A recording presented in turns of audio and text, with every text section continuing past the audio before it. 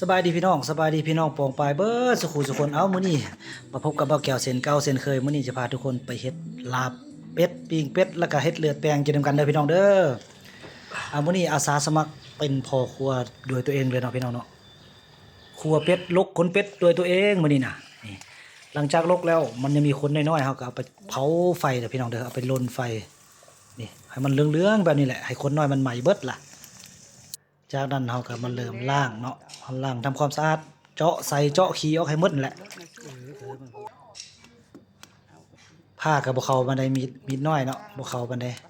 ย่านตัดมือกับปานนั้นหลังจากเข้าครัวแล้วเนาะเฮาก็มาซับเฮ็ดแยกเป็น3อย่างเด้อมื้อนี้เฮาสิเฮ็ด3เมนูเนาะก็จะเฮ็ดผักส่วนหนึงก็ไปปิ้งเนาะเป็นพวกตีนปีกคอหัวสินะเฮาจะเฮ็ดปิ้งเนาะส่วนกระดูกแบบนี้เฮาจะเอาไปเฮ็ดต้มส้มเด้อพี่น้องเด้อใส่ใบมะขามเนาะแล้วก็ซีนมันเนาะกับเครื่องในเฮาก็จะซอยเอาไปเฮ็ดเลือดแปลงแล้วก็ส่วนหนึงเฮาก็จะไปเฮ็ดเป็นลาบเราสิบ่ได้เฮ็ดลาบเด้อว่าหลายลาบใส่มะนาวในนึงกันเนาะเอาหลังจากเขาตัดเป็นตอนแล้วก็เอาตั้งหม้อเนาะข้างหม้อขึ้นใส่หม้อแกงเลยเด้อนี่พี่น้องพิเศษก็นั่นก็ใส่ใบมะขามเฮาบ่ได้ใส่มะขามเปียกเลยพี่น้องเด้อใส่ใบมะขามเนาะอันนี้เนาะปิ้งเฮาก็เอือบเรียบร้อยแล้วเฮาก็มาใส่แตะปิ้งแล้วเนาะพี่น้องก็จะมีพวกตีนพวกปีกพวกหัวเนาะหลังจากนั้นก็มาเกียมซอยหอมพี่น้องเอ้ยซอยหอมเนาะซอยมะเขือเพื่อที่จะไปใส่ลาบกับใส่เดือดแปลงมาเบิ่งอยู่ปิ้งเฮาก็จะประมาณนี้เนาะสีสันเริ่มงามละเริ่มเหลืองทองละใกล้สิสุกละ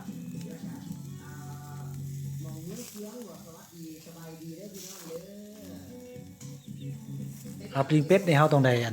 ใส่ใจหน่อยนึงเด้อพี่น้องเด้อเนาะเพราะว่าเป็ดมันมีน้ำมันหลายนะต้องได้เพียรอยู่ตลอดเฮ็ดสูงไว้ก็ดีเนาะไฟแห้งหลายมันก็เฮ็ดให้มีควันแล้วก็เฮ็ดให้ซีนดำหลังจากนั้นแล้วก็มาเบิ่งหม้อแกงเฮานะหม้อแกงเฮาก็ถือว่าสุกเรียบร้อยแล้วเนาะพี่น้องเฮาก็จุ่มขาไว้นำได้แน่นเนาะจุ่มขาไว้มาเบิ่งปิ้งเขาอีกบ้านนึงเนาะปิ้งเฮาก็สุกแล้วพี่น้องเอ้ยนี่เหลืองอ้อยห้อยเนาะเป็นตากินอยู่บ่พี่น้องสุกเรียบร้อยปิ้งหลังจากนั้นมาซื้อต่อเมนูที่2ที่3เนาะอันนี้เฮาก็จะมาคั่วซีนที่เฮาซอยเมื่อกี้เนาะมีเครื่องในมีซีนมีหนังว่านั่นแหละคั่วตัวนี้เฮาบ่ได้ใช้น้ำมันแล้วก็บ่ได้ใช้น้ำเลยพี่น้องเด้อคั่วมันเองโลดน้ำมันจะออกมาเองเนาะคั่วไปบ่ดนดอกพี่น้องพอแต่ให้มันสุกแล้วก็เฮาก็เซาคันให้ได้มันสุกโดนหลายมันสิยากพี่น้องเอ้ยคั่วประมาณใดประมาณนึงแล้วก็ได้หลังจากสุกแล้วเฮาก็มาแบ่งเนาะเฮ็ดเป็น2ส่วนหนึงเฮาสิไปเฮ็ดเลือดแปลงส่วนหนึงเฮาเฮ็ดลาบแบ่งไว้ไปเฮ็ดเลือดแปลงบัดนี้เนาะหลังจากนั้นเฮาก็เฮ็ดเลือดแปลงก็โหยหอมโหยมะเขือดิบที่เฮาซอยไว้เมื่อกี้เนาะเฮ็ดง่ายๆเพราะว่าเลือดเฮาเอาเองมันเฮ็ดจังได๋ก็เป็นอยู่ดอก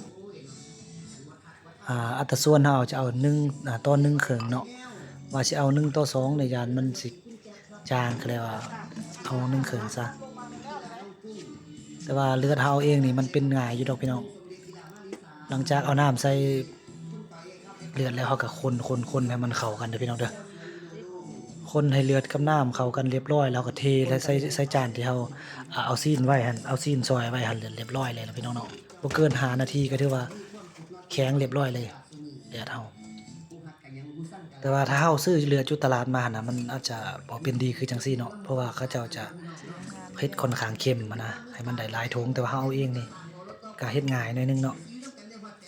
เฮาก็เทแล้วแหละนี่หลังจากเขาเอาน้ำคนเข้ากันแล้วก็เทใส่ถ้วยเลยใส่จานเลยปะไว้หน่อยนึงก็เป็นแล้วนี่นะประมาณ5นาทีเนาะ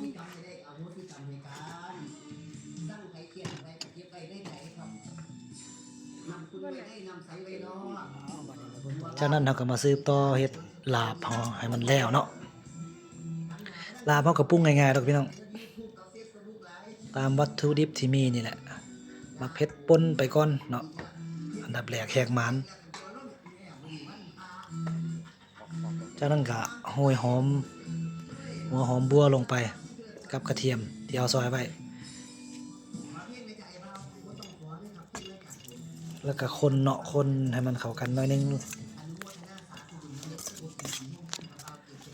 จากนั้นเฮาก็เริ่มจากนั้นเฮาก็เอาข้าวคั่วลงไปพี่น้องขาดบ่ได้เนาะลาบเป็ดมันต้องมีข้าวคั่วเด้พี่น้องเด้แล้วข้าวคั่วหอมๆลงไปบ่ใส่หลายก็ได้ใส่จัก2บ้วงน้อยก็ได้2บ้วงกาแฟก็ได้เนาะ จานนั้นนี่ทำอัน แล้วก็ใส่เกลือลงไปน้อยนึงเนาะแล้วก็เติมโดวยแป้งนัวเป็นละ แล้วก็คน